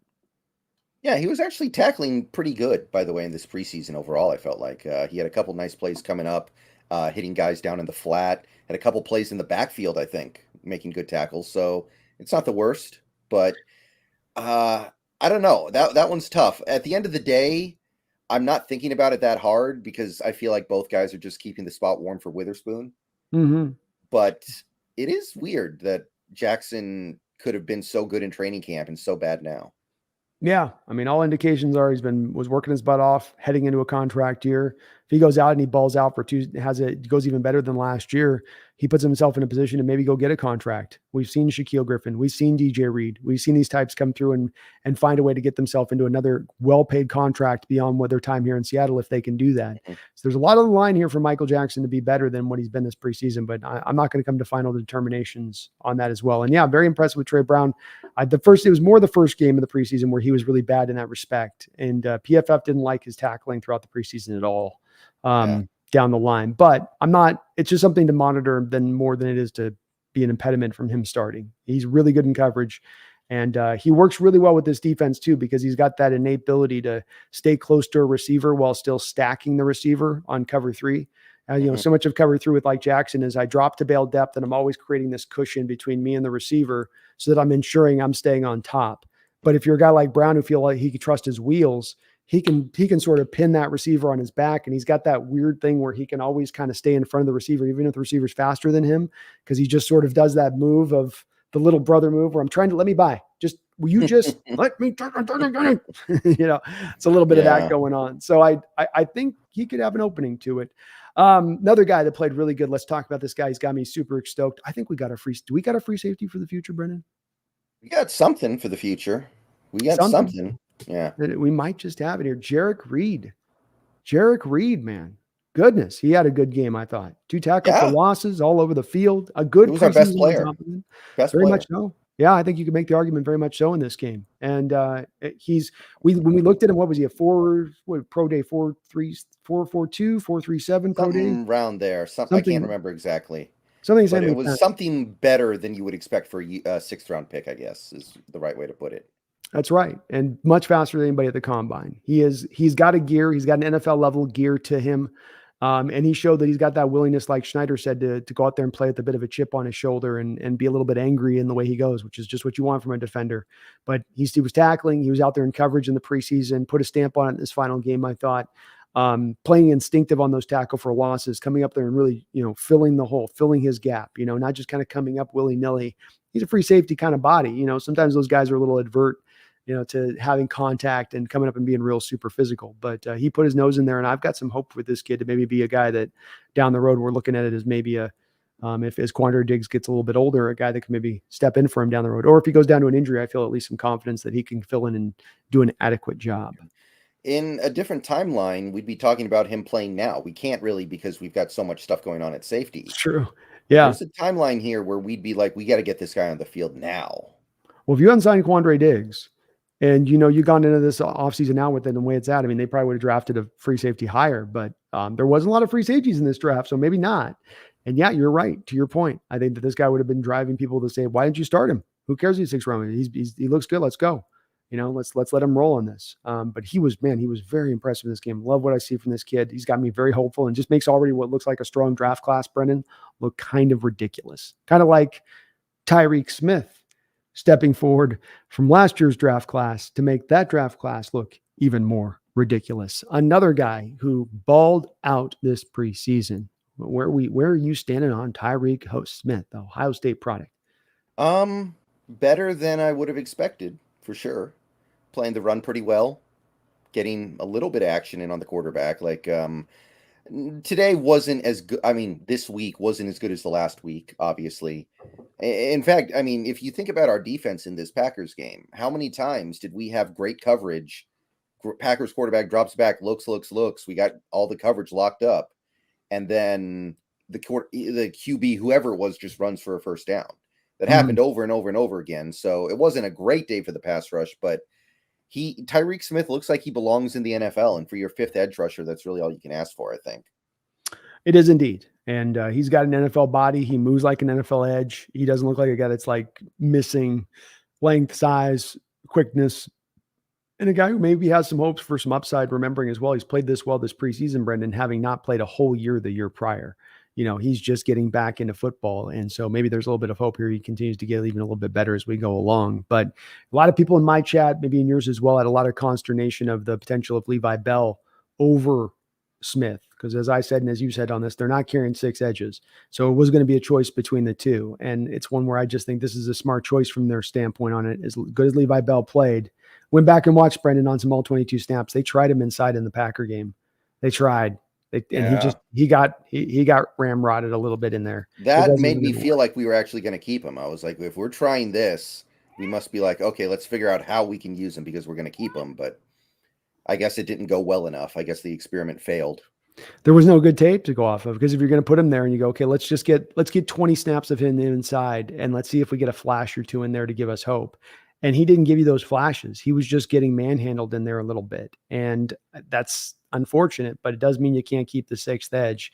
And, you got to hopefully you can stash Levi in the practice squad. We'll see. I don't know how many teams are going to be looking for a 6'1" guy, 275, that they can put on their active roster right now as a starter off the edge. Maybe one of the bottom end teams like a Cardinals team or whatever, just looking to add guys. But I think you'll get him back on the practice squad. And no doubt the Hawks will be looking to put him there, Yeah, I feel like a team that's bad, like the Cardinals or Texans, team that can afford to mess around with an experimental player will probably get him before then. If I had to Agreed. guess. Yeah, I would agree with you. Somebody's going to probably, a 3-4 team out there, give it a try, just let it run and see. With as good as he was this preseason, because he was one of the highest rated PFF defenders out there in the National Football League in this preseason period. Mhm. We'll just have to see what they can pull off. But you and me both support the cut. I don't know that there's an upside here with Levi Bell as an edge in the future. Somebody was like, well, he's a James Harrison. I'm like, he's built like James Harrison, but I don't know. I still don't know if that means there's really a place there for him. Yeah, I would have been fine with keeping him, but I got no issue with this either. Like, yeah, I mean, we're getting a little too excited. We've been here before with preseason superstars that the superstardom ends when the preseason does. Well said. Exactly. Mm-hmm. Another guy that wasn't a superstar but did lead the NFL in tackles this preseason was Mr. John Radigan. Mm-hmm. He was better in this game than the Yeah. first game, I think. I'll say that. I think He wasn't terrible. he's okay against the run. It's just the coverage stuff for me that gets to be a bit of a struggle with him for my money. I feel like most linebackers are bad in coverage. I feel like that's just like a current deficiency in the market. Like it's hard to find good cover linebackers these days. Only going to aid in that transition to the safeties taking over their jobs, Brendan, if this continues in the future, with these kind of guys like that. So yeah, if that tends to be the trend there, then it's going to go that way. But look, he's a special teams guy who's going to be unless the Steeler fans trade rumors are correct, he'll be your fourth middle linebacker on this roster. So probably maybe not fifth if you count Ballore.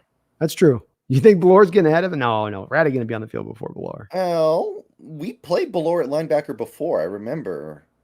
Wasn't Radigan injured though at that time? Wasn't he like weirdly Well, beat no, up? Radigan was on the practice squad. He was there. Remember, Okay. he was part of that pipeline from Euro NFL to the NFL, where like you get a free practice squad spot if it's a European Football League player. Mm-hmm. So he was chilling on our practice squad at that time, I think.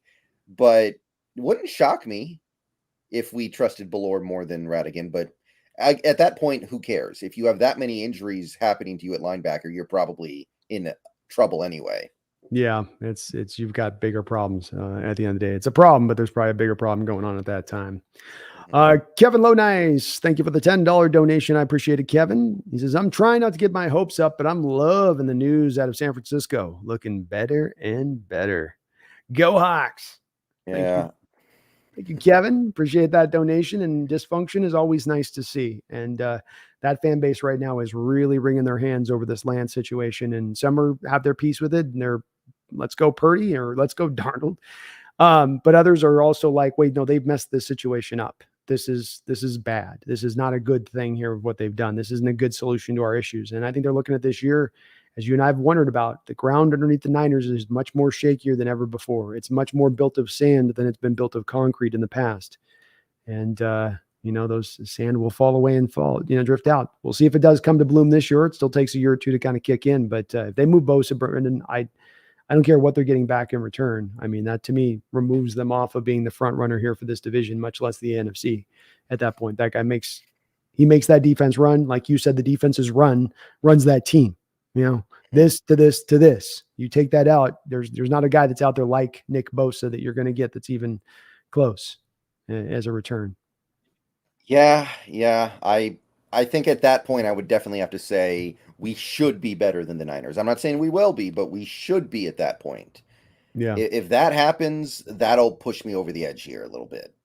Yeah, and I'll be right there with you on that edge because I think he's their most important player, maybe beyond anybody else on that roster. And you take away the most important player, it's going to harm your team. It's going to significantly take you down. Doesn't matter whether you're Niners, the Hawks, or anybody else in that realm of things. So I'm trying not to too, Kevin. I'm just trying to be. But again, the guy broke the story last year with McCaffrey. He was the first to break it.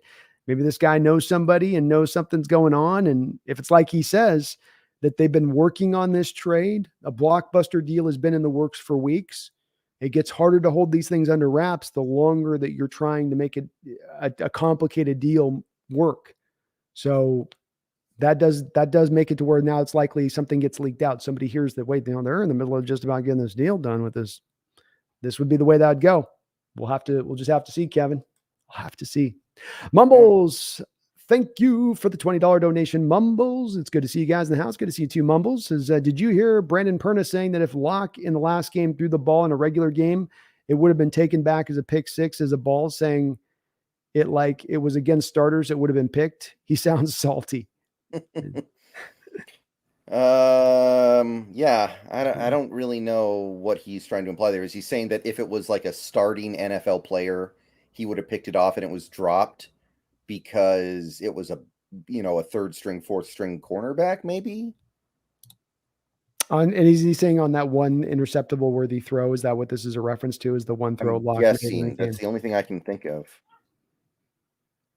And yeah, I'm sure he is salty because I'm sure he also knows if Drew Lock was on our team last year rather than Russell Wilson, we probably would have gone to the playoffs. So I mean, Brendan, they only need to score 20 points in the first 10 games, and they're 9-1. Lock couldn't have scored 20 points for him. I mean, that I'm inclined to agree. I mean, I'm not saying he would have been top 15. I'm not saying even a top 20. I think a top 23 quarterback could have gotten you 20 points a game. And the modern NFL, yeah. Yeah. And so I just, Perna probably knows that in the back of his head. So you're right. He's a bit salty about that. And it was a pick six throw. It's a throw that a lot of times is taken back as a pick six. He's not wrong about that. But it was also the only throw of that nature that Locke made in this game, in which he played 3.5 quarters of the football game up until the last drive. So, if you get through a quarterback through a whole game and he's thrown one turnover worthy that would have been a pick six or it's just a pure interception. That's not the worst thing in the world, especially in a game when he's under a lot of duress, like Brendan talked about. Why? Because you have your second stringers in there against the first stringers, and then your third stringers, and they're, third stringers against their second stringers. That's how that worked too, Brendan. Losing that second half is it meant that it wasn't just the starters in there. It meant that when they went to the second stringers, you were already getting to your thirds because you're in the last preseason game and that's what you do. And they were just going to their number twos. So yeah, I mean, he can be bitter about it. Can't blame him, Mumbles. And the sad part for him is he's going to be bitter about it for quite a bit of time because that issue there with Denver's not getting better anytime soon. It doesn't sound like they've got it worked out just looking at it on the outside, looking in on this either. Yeah, is this 2 straight years of them being the most injury-riddled team in the league? I think so. It's shaping up that way. I mean, they've already lost basically, 3 starters at least? I mean, Patrick's a starter, kind of. The other receiver alone they're both kind of starters in the way they play it because Patrick's kind of an inside slot guy for him. Hamler being kind of your outside guy a little bit. But they've had some losses. And I think it was yesterday it was announced Kawan Williams, their starting nickel corner, was going to be out for at least 4 months. Jeez. So he's probably done for the year at that point. Like, why come back in late December? The Jonas Griffith was a part-time starter for them. So, who's been hit with injuries harder than the Broncos so far? You guys got to remember, it's not just the injuries. It's the who's getting hurt and how long are they going to miss. For Denver, it's getting ravaged by that. Judy again, too. Judy went down to another injury. Yeah, if I had to guess, he'll miss the first 2 or 3 games. Yeah. Still, though, I mean, when you're already gotten down some guys, then you're losing even more on top. It gets down to that low end point really quickly. Baron Browning, I think, is also going to miss at least 1 game. Jeez. Okay. Yeah, that's their edge too. If not their edge one. Well, they were betting on him to help replace the guy they traded to Miami. Who the edge they traded to Miami Bradley last year. Yeah, there we go. Thank you. Yeah, and he looked good at times, but he had a hard time staying. Him and Nick Bonito is probably their edges now, and both those guys had a hard time staying healthy last year too. So they, I don't think it's a rejuvenation year for the Broncos this year, and I think that Jared Stidham might just be quarterback before the end of the year there. Would not surprise me in the least on that one. But, He looked good against the Rams. He did. He looked really good against them, But if you think Pern is bitter right now, Mumbles, wait until we're raising the Lombardi at the end of the year. wait till we got a dynasty in the crosshairs potentially. Imagine how bitter a pill that'd be for years having to watch another organization just feasting on the picks. You gave another one to the tune of getting to Super Bowls, Mm-hmm. Ouch. That Yeah. that stings a bit. Mumbles, thank you for the $20 donation though, man. Very, very kind of you. Very kind of you. Mumbles also been a member for 10 months. Thank you for being the member of the channel as you've been, Mumbles, for that long period of time. He says it could have been, but not for that reason. I'm sure this is in reference to something the pick. In the chat. No, the pick, because he was the guy that did this on this. So he was just putting it on. Oh, yeah. It could have been, but not for that reason. Yeah, it was a bad throw, but sometimes that ball's picked off, sometimes it isn't. We always go back to whether you're the number 1 or number 2 cornerback on a football team. You're playing cornerback oftentimes and not receiver because you don't have the best of hands. And so there's a lot of corners in this league that are starting cornerbacks who can't catch a cold. They can have that kind of throw happen like that in that situation, and it goes and plops off their hands, and that's just the way it is, especially with Drew Lock throwing like he does, because he throws with some velocity. So you're trying to catch a ball out away from your body, coming in hot from about 7.5, 10 yards away. Yeah, easier said than done on that kind of catch. But it was a turnover worthy play, and but to get caught up on that part of Lock from that game, I don't know. That was not exactly to me the example of how he was playing. Stuff is going to happen when Drew Lock is the quarterback. He's going to be one of these guys that turns it over a little more than average. I think you just got to deal with that. I agree. I think it's just a part of this game. Maybe it'll be like with Gino, where you get another 5 years down the line in the development, that starts to get a little bit more pittered out a bit, but it's here right now. He does give you the wow throws and some good ability with it. He gives you the good mobility Brendan talked about in addition to it. So he does bring some stuff to the table with that. But Mumbles, thank you for being a member of the channel, man, and that $20 donation. John coming in with another $5. Says Bosa to the Dolphins for Christian Wilkins, first and seconds. You might have to do a little bit better than that, but we're talking. We're getting there. I think that might get it done. That might be close to getting it. There might be one more kicker pick you throw in there, but that might be enough to get the deal done there, John. What did Mac go for? Was that 2 firsts? I think it was 2 firsts, kind of like 2 firsts and a third, fifth thing, something like that. Okay. That's right there. I mean, Christian Wilkins, I guess he's really well respected around the league, despite not putting up big numbers. Like, people genuinely think he's like a Pro Bowl caliber defensive lineman, despite not putting up big numbers. He's probably, to me, a top 7 to 8 guy in the sport. Probably worth a first round pick because of his age, as he's still on a rookie contract too. So my bet, maybe, and I'd love to hear if you think the same way. I'm with Bosa being worth probably 2 firsts and 2 seconds. And maybe I should be adding more onto that. Maybe that's why the Niners are being willing to move him here. If they are going to be willing to move him, is that he's worth actually more than that. But okay, so 2 firsts, 2 seconds, and a third, right? I mean, we wouldn't, quibble. I don't think it's much more further past that. But John, I think that that's a pretty creative spot, and that's probably a deal that if the Niners are looking to move, I don't know if they're going to get a lot more better than that. Especially when you combo in the Wilkins side of that as a player. Like, they might get a kicker player from the Jacksonville Jaguars, like a Josh Allen, but he's all right. Wilkins is legitimately, really, really good. Better than what the Niners have in that line right now at the position, for sure. For sure. Yeah. That would, if they pulled that off, that might actually not be a terrible thing for the Niners. Like, I mean, I couldn't even clown on them that much if they got that. You brought up the Brandon Ayuk part, which I think is a very important part of this, because that is a part that connects to this decision. If you're paying $35 million a year to Nick Bosa, you can't afford to pay what is Ayuk going to be worth? 20, 25 million? I mean, what's his value out at that point for the Niners? And there's no way either if it's 20 or it's 25. I say 25 because you have so many of those receivers. You have from DK to AJ Brown. There's a couple of guys in that realm just a couple of years ago that all signed right in that mark. So it's like now you're a couple of years ahead of time, and it's inflation's a bitch, So it's like I'm thinking, what did DK get again? 23. 23, but AJ got pure 25. then I think Ayuk could ask for like 28. I I know agree. he's not as good as those guys, but as we've learned, that doesn't It matter. doesn't matter. It's Yeah. inflation is what it is. We're all learning that here in America. So that's the part of this that comes into it, Brendan, is that it's not just about Bosa, it's also Bosa, and it's the loss of Ayuk that comes into this if you sign Bosa. So if they look at it as what's better, Bosa minus Ayuk, and that's it, or you got Christian Wilkins, a first, 2 seconds, and Brandon Ayuk minus Nick Bosa. It's an interesting theory here, Brendan, in roster building to me on this. I mean, it really is kind of an interesting in the way you consider it. And it's a bind. I mean, the bottom line, you don't want to be spending $35 million on a defensive player, bar none. That's double the rate of a Jamal Adams.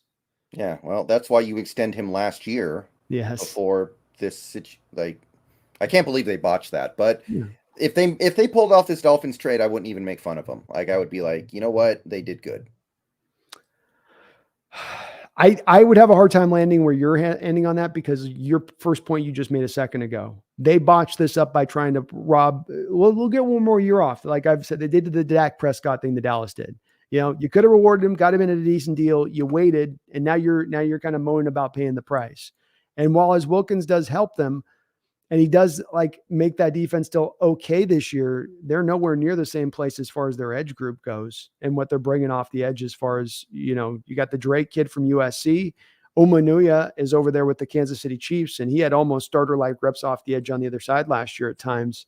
Yeah, they got some strength inside with Wilkins and Hargrave, but I would imagine that this probably puts Kinlaw closer to being whacked out / not having a space to get any snaps on the field. So now that thing's done.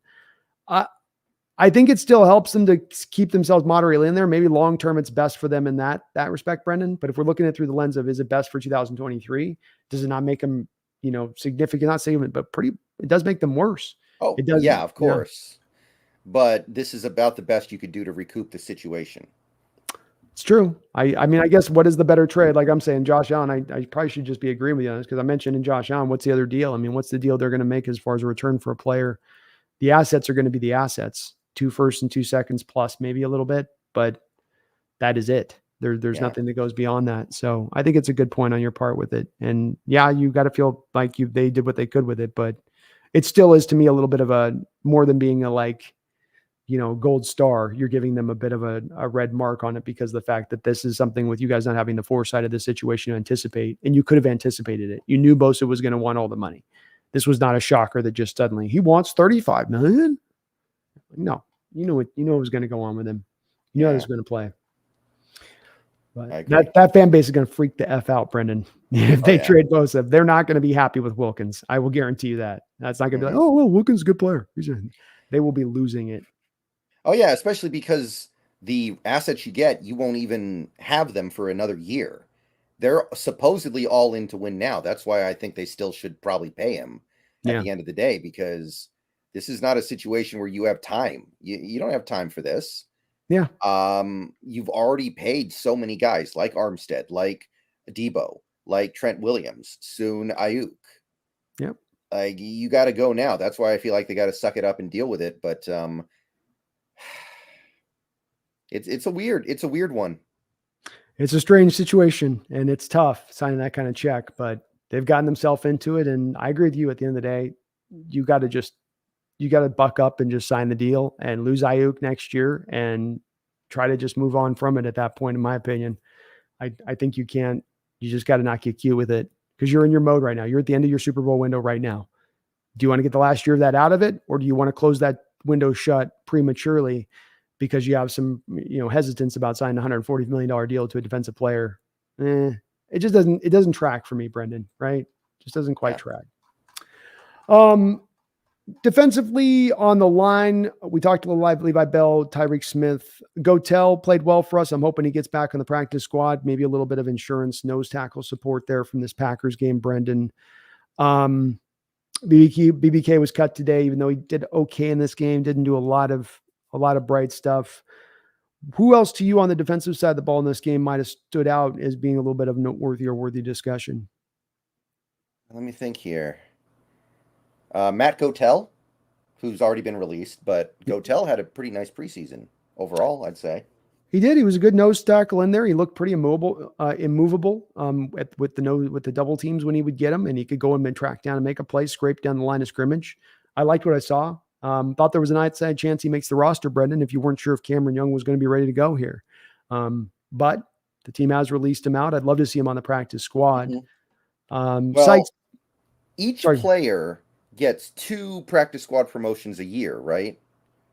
I think that's how it works. So you could sign him on the practice squad and then promote him for week 1 if you don't think Cam Young is going to be ready. So if he gets to the practice squad, don't be shocked if he's out there week 1. I think that's how it works.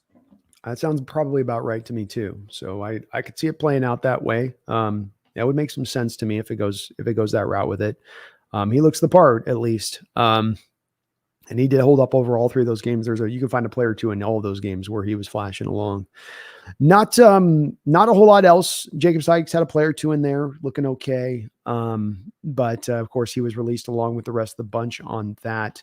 Kobe Bryant still doesn't look quite comfortable to me in safety, especially in coverage. Yeah. He seems to me a little bit, definitely unsure back there a bit and what he's seeing.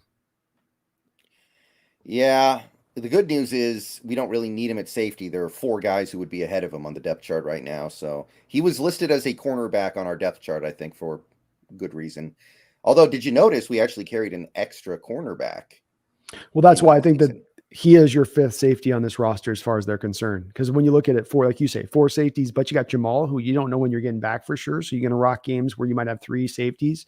Yeah. I don't think so. I think what they do is they know they've got Kobe, that they, in a pinch, this is why you build them up into that spot, is that you can kind of steal 1 extra roster spot by not having to hold that aside now.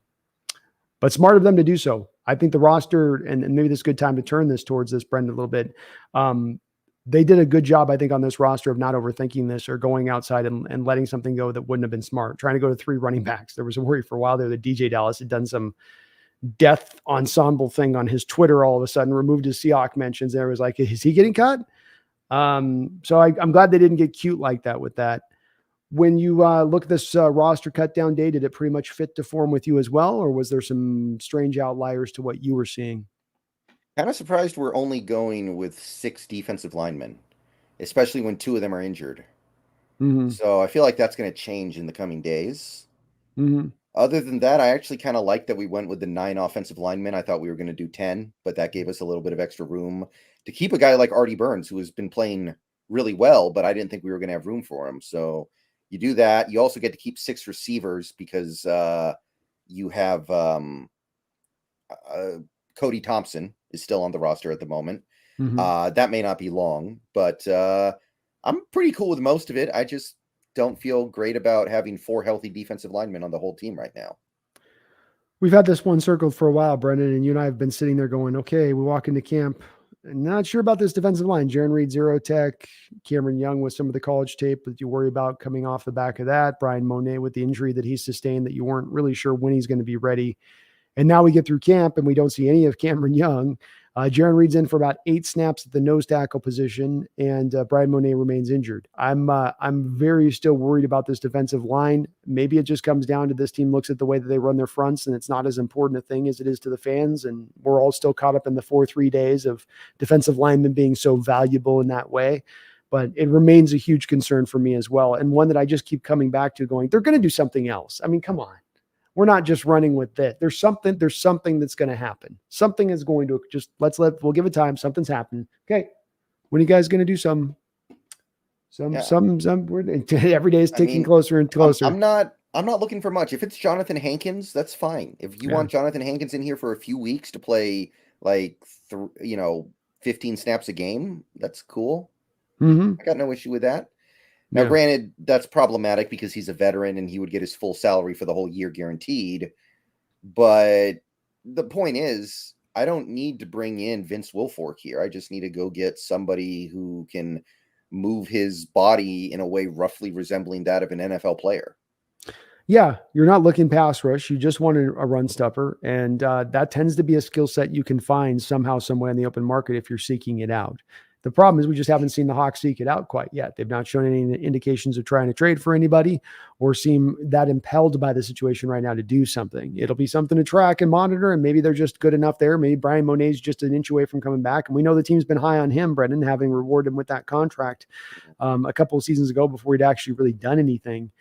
But it's a little worrisome right now as it stands. Mentioning Artie Burns, he actually balled out of control in that Green Bay game. He was great. And he's really had good a couple good preseason games in a row. Yeah. Yeah. He's a guy that deserves a lot more mention, and he makes a lot of sense as a fifth end cornerback roster guy. You don't really care about this position much. You don't think, well, when's that guy even going to come in and have to play?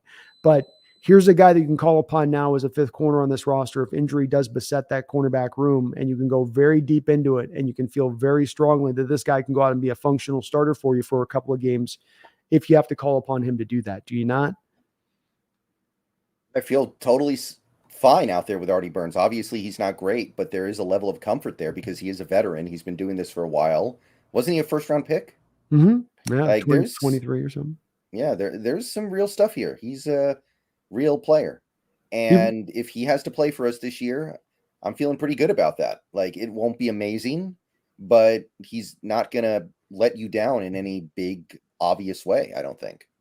No, and he's got familiarity in this scheme. Coming over, remember, he was the Bears with Desai, having had some familiarity in what you're trying to ask them to do in it too. So he knows very much of what he needs to do to be assignment correct. So Artie Burns, really one of your better players this preseason, and had his best game there against the Green Bay Packers. He was everywhere. I mean, and tackling like a demon out there. It was great to see.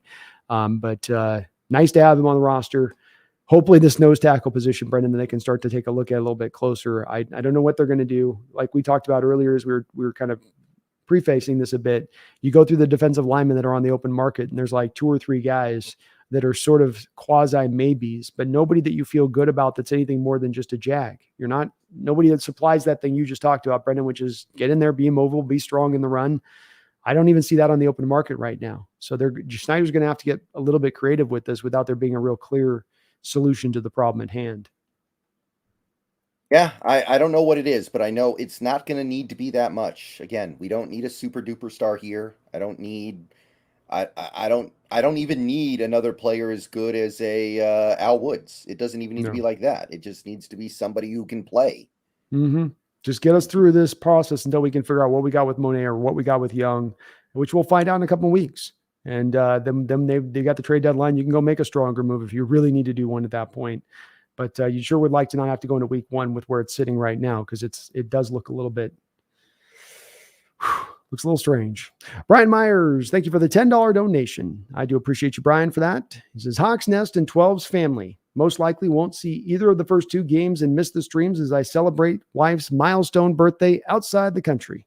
Take care and go Hawks. Well, Brian, thank you so much for the donation, man. Congratulations on your wife's birthday. Wish her a happy birthday from the Hawks Nest and Seahawks Brendan Nelson. And, we'll be here when you get back in game 3, man. So yeah, we'll be here. We'll be here as long as they let me. I'll be here as long as they let me stay here. That's right. As long until they kick me out. We'll shut off our channels. We'll be going, man. So you'll be back. It'll be 2-0 at that time. The nation will be starting to sign up to the Hawks bandwagon. They'll start to be believers now nationwide. But it's a good time to jump in at that point. The good times will just be starting to roll, I guess, as we get to that spot, Brian. But thank you, man. Go Hawks. Thank you for that $10 donation. And hopefully it's going to a cool country. Hopefully going somewhere where you get to have it's a fun outside the country. It's not one of those countries where you're like, lock the doors. Lock the doors. No eye contact as we're driving through. None. Yeah. Well, any other kind of thoughts from this roster cut down day that you saw that stood out to you, maybe even through the Hawks, or just kind of what you were seeing from on a national perspective with other teams around the league? Really, no. I think we covered all the key stuff pretty well, and now we're just waiting for the season to get here. Season's just about arrived, and that is indeed the case here. We find ourselves out here just a little over a week away from the start of the season going down with the Rams opening week at home.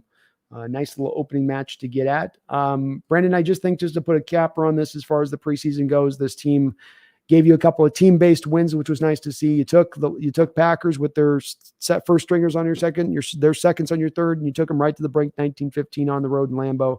This team seems to have a little bit of that re-energized spirit. I mean, this is where we get into woo-woo land, right? This is where I start bringing out the crystals and talking to you about, how's your energy been? Where's your pineal gland going right now? But they do have a little bit of that feel energy-wise coming through this end of this preseason of like things are in the right direction. All boats are pointing the same way. We don't have clicks in this locker room. We've got a young, hungry team that seems like it's doing all the right things by what we're hearing from the coaching staff and whatnot. Are you getting the same feeling from this team going into this season? Yeah, I think there is. I mean, this is a fairly young team. This is one of the younger teams in the league. We're not as young as the Colts. I read a thing earlier today about how the Colts don't have a single player older than 30. They have 2 players who are exactly 30. Like, we're not that young. And going for it. And they're going for it. In theory. In theory. By their owner's measure. Mm-hmm. Yeah, good luck with that. But yeah, this is a young team, and there should be some pretty high expectations this year. Not Super Bowl or bust type expectations, but there should be an anticipation of something pretty good this season. Absolutely. Yeah, I think well-founded so. They will be very young, like you say, maybe not Colts young, but I think it's still going to be interesting to see where the average age of this roster equals out to, Brendan, because I think it's going to be down the low 25s, which will be one of the younger rosters in the NFL going into this season. But it is so talented, as talented as we've ever seen here in Seattle. Just can that talent tap into it quickly? Can it realize that great upside that it all sort of possesses? That'll be the part that we're just going to have to track and watch over the course of this upcoming year to see how it kind of all goes down. Just as we finish up here, Brendan, any trades or any kind of moves at all at the forefront of your mind that you've been kind of side-eyeing, like that girl in the club, like, oh, she's doing anything you're kind of looking at going, well, maybe this is maybe over here.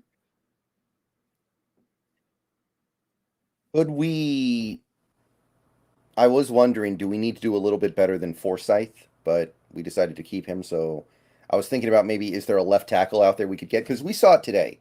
There were a ton of like very, very minor trades made. 7th round pick, 6th round pick, 6th round pick in 3 years, 5th round pick, 800 years down a lot of these tiny little trades. And I was thinking, is there a tiny little trade we can make for a better backup left tackle? But I couldn't really find anything. So no, not really. I couldn't find a heck of a lot. Does Greg Little get you excited? Greg Little. Texans tackle. I mean, he's got a little bit better than what we have. I don't think it is. I think what we run into the tackle situation is the same thing in the defensive line situation, is that with the cuts that have happened and what we talked about with there not being a guy that's actually being cut for cap reasons, but still has something to him as a player, that's what you're getting guys that are kind of, but is he better? No, not really. Well, then what's the point? You got the cheap tackles right now, because let's remember, we do have them on a 6th round and undrafted rookie free agent contract respectively. That's mighty cheap. That is mighty cheap. I know you wouldn't like that to be maybe the main factor at the forefront of this, but maybe something to consider versus going with a veteran if they're not going to be a significant upgrade. Yeah. And we don't like to give up on guys we drafted. Most teams don't. No. Like, Eskridge is still here. LJ Collier was still here until his contract expired. So Rasheem Green. There is something to be said for that. And I can't really think of any trade other than the ones we've already discussed. Like, if you want to bring in Christian Wilkins, I'll probably get behind that. Yeah. If you want to bring in Buckner or Grover Stewart, I'll get behind that. But those things have already been talked into the ground. 1st and 3rd for Wilkins, you're a yes. 1st and 3rd. Man, that's not far off from the Chris Jones trade. No, it's not. I really don't want to give up a 1st round pick in next year's draft is the thing. I'm trying to find either an opportunity to like steal a player like we kind of did with Clowney. We snuck in there, got 3rd round pick and a couple of fringe players. I agree with you, but I think the problem with it is that he's so young, and this is the opposite of the running back situation, where instead of a market scarcity, you have a market dearth, which means that the price is the price at that point. And whereas, he'd be about the same price as Jones. He's a guy 5 years younger than Jones. Whereas Jones, you're getting the age accommodation into it. On top of the fact, Jones wants to be paid probably about $7.5 million on average more per year than Wilkins, if not even more than that. Yeah, I'm just trying to find the more mid-level option here. I'm with not you. trying to give up everything again because I have to ask if I'm going to make that big blockbuster trade, I want to feel like this team's going to the Super Bowl after it's done. And I are with Christian Wilkins, are we better than the Eagles? I'm not convinced. Probably not. Yeah, maybe not at that point. I guess it does get a little bit tighter with that one. But so you're a no then. First and third, you'd say at the end, that's just too much. I got to do Yeah, it. A second and third, I'll do it, but not a first and a third. yeah, I can't do it. At that point, I'm calling up Jim Irsay again and seeing if he's in a different mood than he was 5 minutes ago. Yeah, I guess that's what you try to double back. Go second, third, man. Here for Buckner. Let's go. Let's make this roll. Yeah. Let's go. Or fourth for Grover Stewart or whatever. Fourth quarter. I'll take either one, man. I'd be happy with either one and feel like we've improved the position. But I think it's a valid point on your part, and that it does it truly make you better and over the top. Well, you're not sure at that point. I probably find myself still saying yes, just because I'm starting to look at these options out there, Brendan. And it's just we're the last kid in the dance that I have a dance partner a bit when it comes to getting defensive line in the future. And I look at this team and go, everybody's been signed that's young and good throughout the league. There's not likely to be really a trade opened up. Yeah, we have a deeper class coming into next year as far as the defensive linemen are concerned, which is encouraging. But where's our pathway with that when we're going to be picking at the end of the draft? Where's our method to go get a guy with some really good talent at that point if they're all gone by the time we're picking? And that's where I come back around to saying, well, you got to sort of deal with what options are out there and available to you at that point. And if you have a chance to get them, you get them, but I can completely, from your standpoint, understand the other side of this is it's completely valid. Say, not another future first. Let's try to keep this in the back end, not back end, but day two, at least as far as the picks are concerned. Yeah, again, it's circumstance. I just think we'd still lose to the Eagles. So why am I making this big blockbuster trade if I don't even feel good about us winning the conference? When we made the Jamal Adams trade, at that time, I felt like we have a really good chance to go to the Super Bowl here because we were adding on to a team that had already made a decent run the previous year. Then I don't feel that way. Mostly it's just because the Eagles look so good, but yeah, Eagles look I'm gonna have strong. to stand by that one.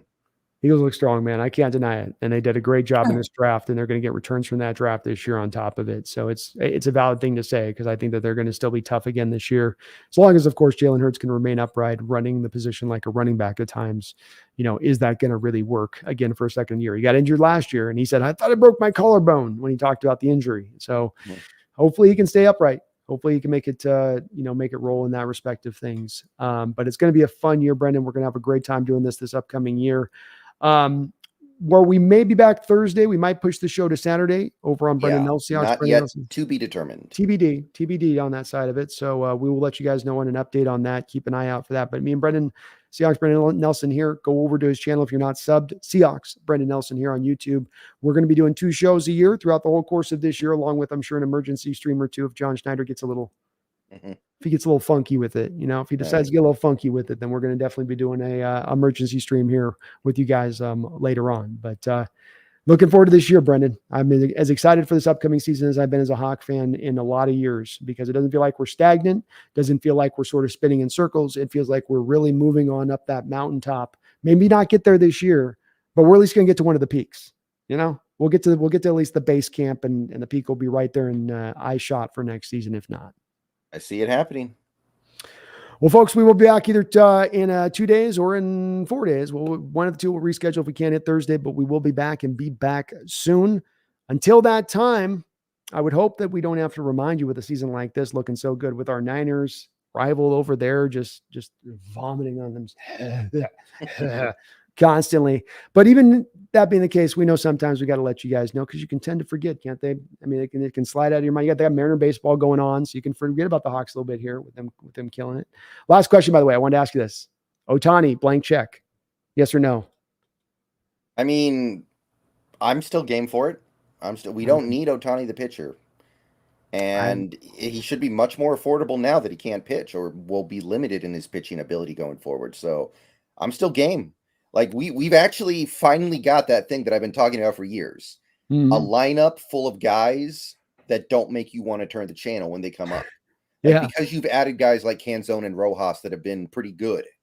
Mm-hmm. Like not amazing, but they've been good. And you're also throwing in a guy like Cabby who has found a way to be a serviceable at bat. you can from night to night now field a full lineup of credible hitters. But now you need another superstar because France has gotten to the point where I just want him out of here. I don't want Ty France anymore. Like, I'm completely done with that guy. And he's not the, in the box superstar that it looked like he was heading towards. He's gone the exact opposite way. So you need another superstar at this point, and this is one of the rare opportunities you're going to have to go add one. You really do, and you don't have to give up anything for it other than the money. And people get caught up on the money a little bit when I was bringing it up on my baseball channel, Brendan. But I also come back to, the guy's going to bring in so much. How would you not say that you're going to sell out every single just about game when you have Ohtani and Julio that you're getting to put out on the field every day as far as the main attraction goes, especially with the heavy Japanese contingent we have in Seattle that would certainly go to those games. So you'd make a lot of that money back up. I'm going blank check too. We're 100% on the same page with that one where, let's go, let's put it down and make it roll. Well, Brandon, thank you for doing this as ever, man. We'll be back in a couple of days here to start taking a look at, do we have the prediction show up next? Is that what I think we're going to do a schedule prediction and then a more individual prediction kind of show. There we go. So we got that up as the next 1-2 punch here on the channel. Again, get over to Seahawks, Brendan Nelson, sub up over there. If you're not already, sub up here too. If you're not already, come on, let's go. And please do not ever forget, not in this season, which maybe has a little bit of a magical pixie dust being just sort of sprinkled over the top of it. We shall see. It feels good right now. The vibes are going well. Everything feels right as we stand, and we got a week and a half away from maybe the beginning of a great upcoming season for your Mariners. So please don't you ever forget. Never forget. Go Hawks. Go Hawks.